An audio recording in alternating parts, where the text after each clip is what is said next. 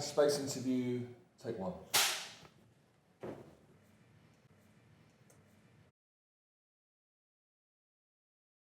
I somehow was always interested in theatre. I wanted to act. I mean, like kids do, I wanted to act. But then when you're a kid, that's the only thing you know there is to do in theatre, is to act. Yeah.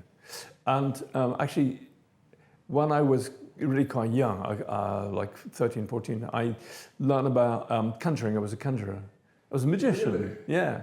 And I used to do kids' parties and things like that. And then I worked with a marionette theatre company, a professional marionette theatre company. Two, actually, but the main one was there was a guy called Keith Anderson, who was a big figure in Cape Town in those days. He was a theatre designer, amongst other things. I mean, at a very big level. I mean, he designed the big operas and ballets and things. And he worked there was a theatre at the university campus called the Little Theatre that was a very important place at the time in Cape Town culturally because it was during apartheid. It wasn't yet the really black days of apartheid, but it was pretty bad. And writers, playwrights in Europe and America wouldn't allow their plays to be done in South Africa in front of divided audiences. But the campus was open. Anybody who could afford to be a student could be a student. And so their plays could be done at the Little. And though they were student productions, nonetheless, they were the only way people in Cape Town who wanted to be part of a wider cultural, intellectual network could see the work. And I worked there. I worked in the workshop when I was a kid, just building sets and painting sets and things.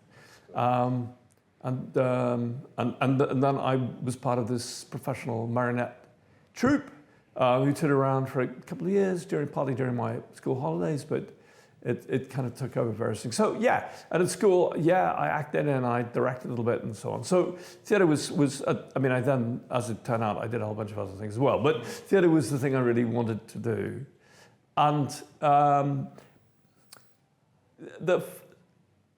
the sense that theatre was one of the many, many ways in which politics in South Africa was expressed was really obvious, even as a kid. It's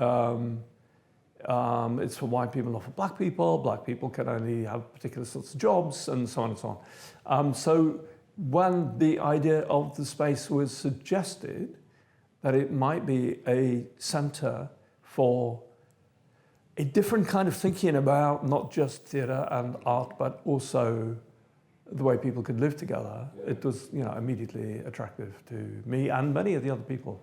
I mean, by that point, I think by that point, I was already studying drama at the university, at the drama school.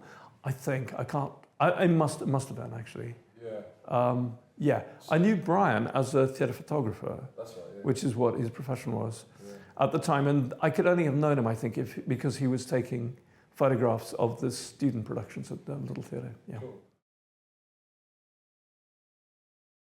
It's a long time ago now, and I can't really remember the detail of exactly how it happened, but certainly I and other friends from drama school were involved in the actual conversion of the old building into a theatre. I don't want to make broader claims that are not justified, but I'm pretty sure I remember whitewashing walls and taking decades of accumulated grime off windows. I remember being involved to some extent, probably a limited extent, so the whole making of the place, and that it was. That Brian was the energy behind it, as I remember, the imagination behind it, but that it was for Yvonne, that it was for Ethel. I remember that really clearly. Yeah, and the world we lived in as drama students, as theatre students, was very particular. I mean, partly we were on the main campus, which was very politically turbulent at the time. There were demonstrations, against the government. It was protected because we were all, most of the people in my circle anyway, were middle-class white kids who could always go home. It was very different from many people for whom being part of a political demonstration was much more high-risk activity. It wasn't really high risk for us. but it was very exciting and kind of important in our lives. And then at drama school, we were part of a group of people who felt that whatever form our lives might take, it was inevitable and necessary that they should be both those things, that they should be designed to make some kind of contribution to, in our tiny little way, correcting the injustice of the lives that we lived in. So we were always looking for ways to do that, to help, to contribute in whatever small way. So the idea of the space was, immediately attractive and interesting, yeah. I remember quite a lot about the building. I remember there was a kind of restaurant area where musicians would play at lunchtime. I remember that it was buzzy in a attractive kind of a way. But I think that the really important thing about it for us and for its audience was that it was a small center of opposition. It was. I mean, there were others, but of course in the city. But it was a home where people of a particular intellectual political attitude could meet, and that was really valuable. Yeah. Look, Athol was a very a very powerful figure for us. I mean, at the time, one's got to remember what he'd written and what he hadn't written at that point. Yeah. But he had certainly written enough and over a long period of time, and his work had been done in very particular circumstances by very particular people. Certainly enough for us to think of him as being the leading playwright of the country. There were others. There were writers, I remember, particularly Afrikaans-speaking playwrights who were writing interesting plays. But Athol was way out on his own, and also the fact that he was a political figure, and that he somehow seemed to live beyond the restrictions that apartheid imposed on most people. Somehow he seemed to live within the interstices. But he was also fully participant in the life of white Cape Town as I knew him. I didn't know him. Like I visited him once or twice in Schoenmakerskop, but mostly I met him in as much as I did around Cape Town. He was a really important figure, and Yvonne was our leading actress.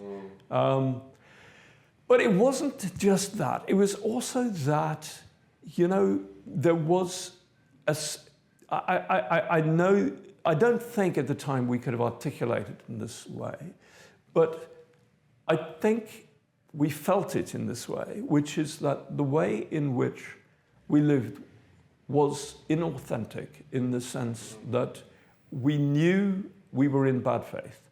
We knew that the lives we were living were being lived at other people's expense. Right. We knew that. It's not easy in those circumstances to know what to do about it. But it's not impossible to know, but it's not easy to know. Sure, and also one's focused on one's own life and one's own sense of, this is what I want to do with my life. But nonetheless, it was constantly around us. I got a very substantial group of young people. And within the world of the drama school, there were tensions, there were different points of view, but we were part of a group who were, I suppose, trying to reach towards a way of making theatre or thinking about theatre, or even simply imagining the lives we wanted to live in the future, which would be more authentic, and more authentic meant more African. And as white middle-class people, that was difficult to achieve. But it was what we felt. And even if it was interpreted through the work of European theoreticians like Grotowski, amazingly kind of in the late 60s, the theatre that we were most interested in was the theatre of Grotowski or the theatre of Peter Brook. We all read Brook's book, The Empty Space and so on. But it was sort of feeling that our lives are wrong, but somehow through them being more, quote, African, unquote, or South African, or even just black Cape Town or coloured Cape Town rather than white Cape Town. we could become fuller people or more useful people, I don't know. So that was very much the atmosphere. I also don't want to romanticize it. I mean, that was part of our lives. It wasn't the whole of our lives. But the sense of Athol and Yvonne somehow expressing a way of making art that was more authentic, that was more deeply felt, that was plugged more deeply into the realities of people's lives. That was really clear to us. It's really hard for me to answer that question, but I'm pretty sure that there are strong continuities from that time in the very late 60s, early 70s, when I was in the drama school in Cape Town. That group of people, that way of thinking about the way art and society could or might relate to each other, that's present now in the work I do. More than that, it's hard for me to say. It's a circuitous route from there to here.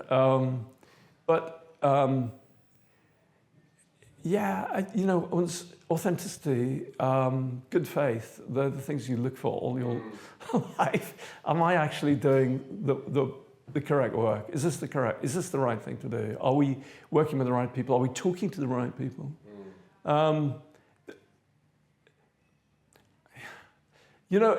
mean, when I was a kid and I used to go and see the theatre that was created by the state companies, I enjoyed that very much as well. I mean, what I would think of that work now is a different question. At the time, I was very excited by it. And the productions that were done at the little theatre. I mean,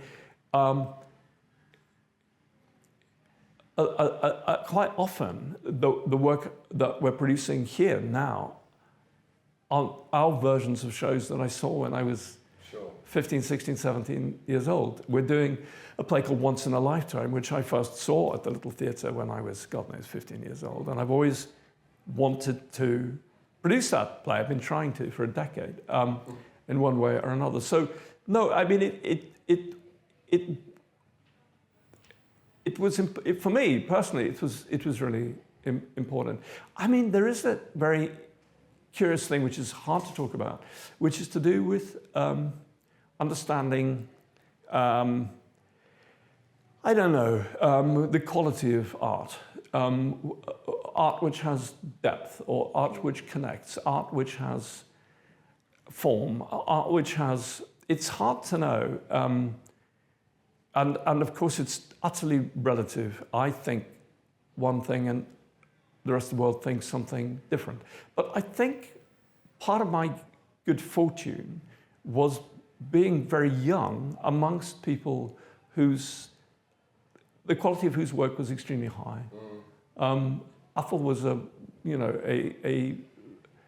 as fine a playwright as anybody else on the planet, likewise with Yvonne, and being close to that. I mean, the thing I remember strongest about, for me, my strongest memory of the space, despite the fact that the last thing I did in Cape Town before I came to England was I directed a show at the Space Theatre. Not a very distinguished piece of work, I wouldn't have thought. But the most important thing for me was, and I'm sure other people have told you their versions of this story, but I remember this pretty well, that because I was around the space at that time, directing a show, I remember somebody, and probably Brian, coming into the room, whatever that room was, and saying, look, on Sunday afternoon, Athol is going to be doing a one-off showing of the new work that he's been creating with 2 actors. If you can be there at 4 o'clock, we would like there to be an audience, or whatever time it was. And going to the upstairs room of the space and seeing the show, which was called Sizwe Banzi is Dead. Yeah. And seeing that and knowing this is probably the best thing I've ever seen, right? A lot of it was improvised. They'd only taken it to a certain point, but going, this is this is it. This is the thing. And actually, because I had connections to the Royal Court Theatre, and 2 weeks after that, I was in London. I told them about it, and I mean, one of the reasons, I'm sure there are many others, why the court took an interest in that piece, though they'd done shows of Plays of Athens before that, so it might have happened anyway. I don't know, but it's that thing of seeing work and going, this is it. And that, without that, I couldn't do the job I do. That's the basic skill. And I think, as I say, my good fortune was at a very young age to be surrounded by people working at that level, with that degree of artistic ambition and the technique and skill and commitment, I suppose, to achieve it. When I left South Africa, I was only 19. I was really young, and some people in 19 know exactly what they want to do. I wanted to do everything, really, and I came to London for a number of reasons. One of which was to train, and I thought I wanted to train as a director, as a theatre director. I directed a tiny bit in Cape Town. I mean, but I thought that was one of the things I wanted to do. But actually, I'd started writing plays, and I'd written, in quantity, I'd written quite a lot. I wouldn't say more than that. But when I got to London, I didn't really know what I was going to do, and I was writing, and my plays were picked up by the Royal Court and so on. But then actually, I did something completely different, and I trained as a social anthropologist for 10 years. So I didn't have a serious worked out plan. Right. I've really, throughout my life thus far, just done the next thing that's turned up. But I think it's interesting that you say that from space people have gone out all over the place. There was something about it which went deep. It went into one's, I don't know, the sort of subterranean waters that you draw on for the rest of your life. It was a really amazing thing that Brian did.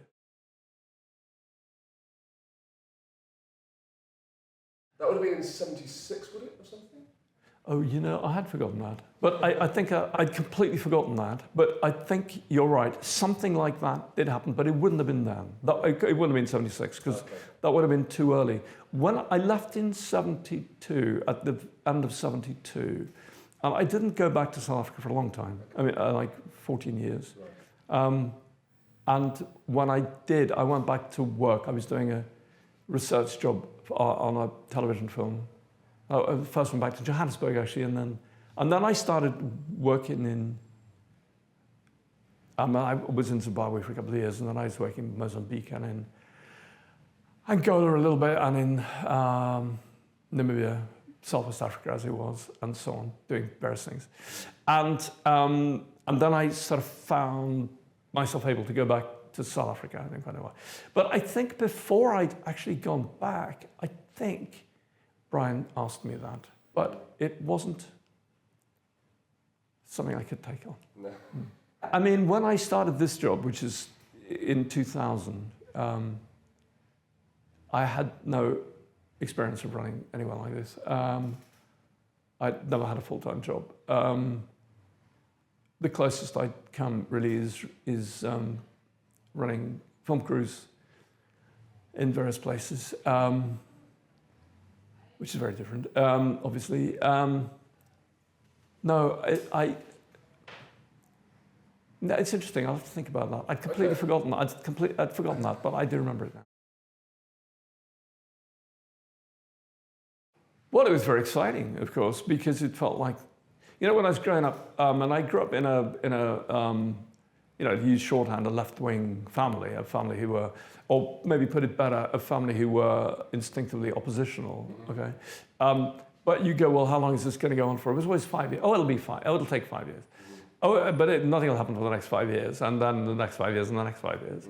And the sense that something was actually happening. I'll tell you this story that I don't think I've ever told, which is that in 1974, I had my first play done at the Royal Court Theatre. And the morning after the play, in those days, the new technology has changed everything, but in those days, if a play opened, the next morning, the reviews were in the papers. Now, because everything's so much faster, the reviews don't come out for days, and they can take a week to appear in the papers. But in those days, the next morning. So what you would do, the ritual was, and I don't do this anymore, and I haven't for a long time, but the ritual was you went out and you bought the papers and you read the reviews. Then if they were good, you were pleased, and if they weren't, then you were miserable. And my play had opened, and the next morning I was living in Hammersmith. I went out to the shop and I bought the papers and I brought them home and I read the reviews, and the reviews actually were very good. So I was really pleased. And it was quite early in the morning, and I went back to sleep. And then I woke up later and I looked at the headlines, and the headlines were the coup in Portugal. That day was the coup in Portugal. And even then I knew, oh, well, this changes everything. This changes everything. And within a very short time, Frelimo was in power in Mozambique, and the MPLA in Angola. And that was the beginning. And you kind of knew, well, it's going to be tough because it's going to get worse and worse because the effort to sustain, but the power as it was constituted in South Africa would be brutal, but everything changed. But I remember that really well. Is seeing the headline and thinking, gosh, one's really got to get one's priorities sorted out. Wow, the world is just everything has just changed. But also, I mean, the thing that added to that is I was briefly in the army. I mean, as a kid, everybody was all the white guys. It was compulsory conscription, but I won't go in now, but I was only in the army very, very briefly. But the camp that I was in, up in the north of the country, in a place called Potchefstroom, young guys with minimal training were being sent into Angola because there was the secret war against the Cubans, bizarrely. I mean, the Cubans were supporting the Angolans, the resistance movement. The South Africans were smashing it up, trying to smash it up with the help of Savimbi and Savimbi's bunch. And the wounded soldiers were then brought back into the camp that I was in, and for various reasons I was in the hospital there, and they used to bring these boys in. So I had a sense of what it was taking in order to hold the apartheid government together.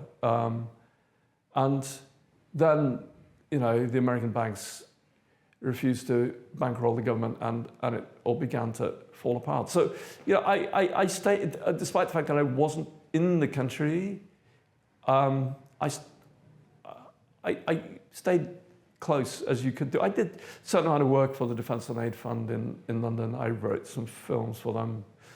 I don't think they were very important or good, but I did some amount of work for them. So I stayed close to it in various ways. When I went to Zimbabwe for the first time, I went, this is now the late 70s, and the war in Zimbabwe was very recently not finished, because the war actually didn't end for a long time, but they'd signed a peace agreement. But I was still traveling on a South African passport.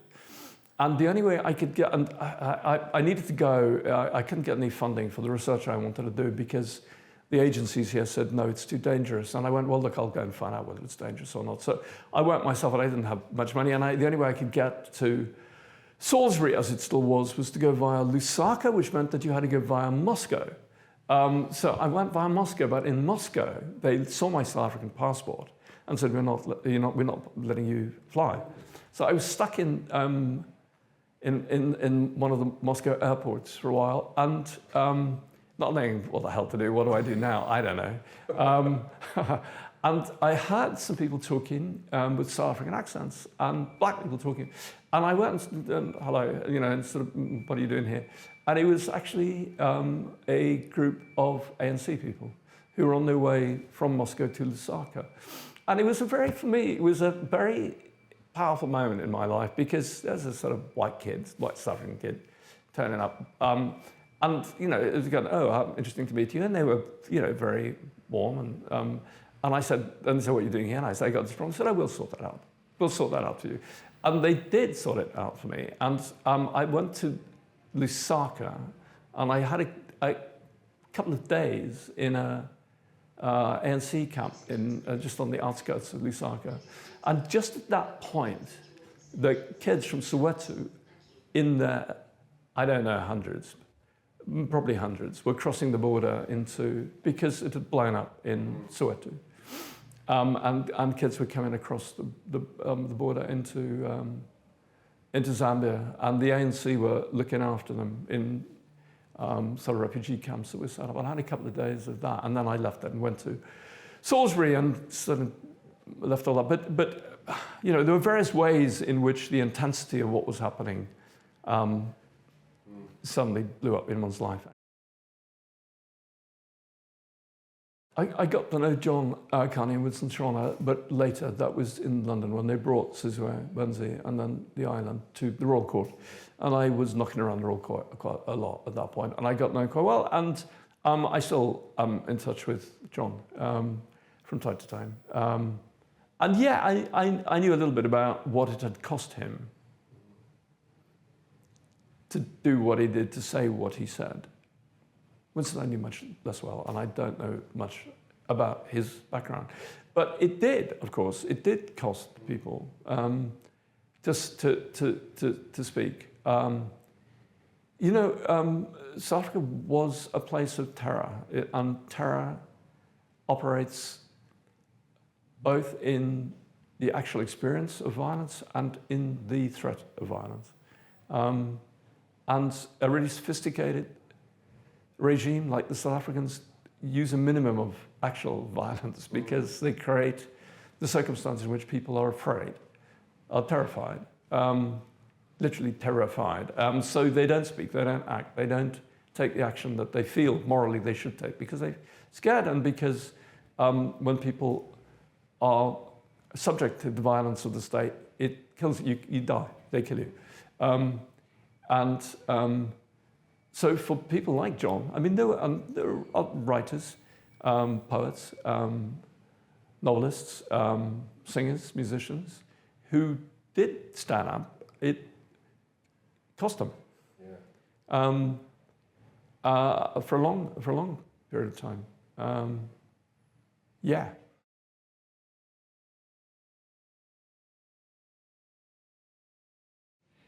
Oh, there's always another way to look.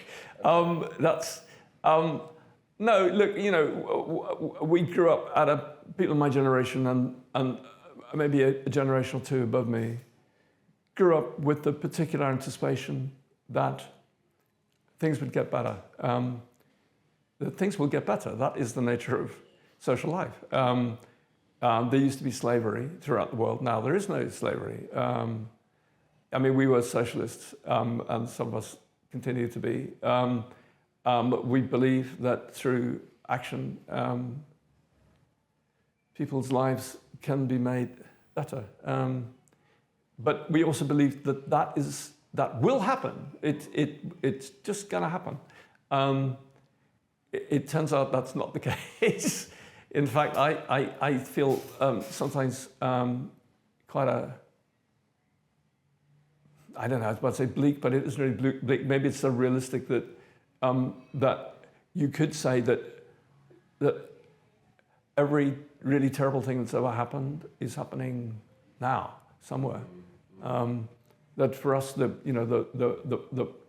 brutal 20th century, which we've sort of sorted out or tried to in most of Europe, but that's happening now in all over. Central Africa, and in many other places as well. I mean, the brutality of the Chinese regime is wonderfully brushed out of the consciousness, but it's there. So we have to not think in those terms, but we have to just do the thing that it is available for us to do, to make the work that we have the potential to make. But again, I mean, the moral example is critical. Is that some people at certain points in history risked everything, is always strengthening. And the space, for me, is like that. It is a moral. It was moral. You know, it was a group of artists finding the way to live the life that they felt should be lived. It was tremendously resonant.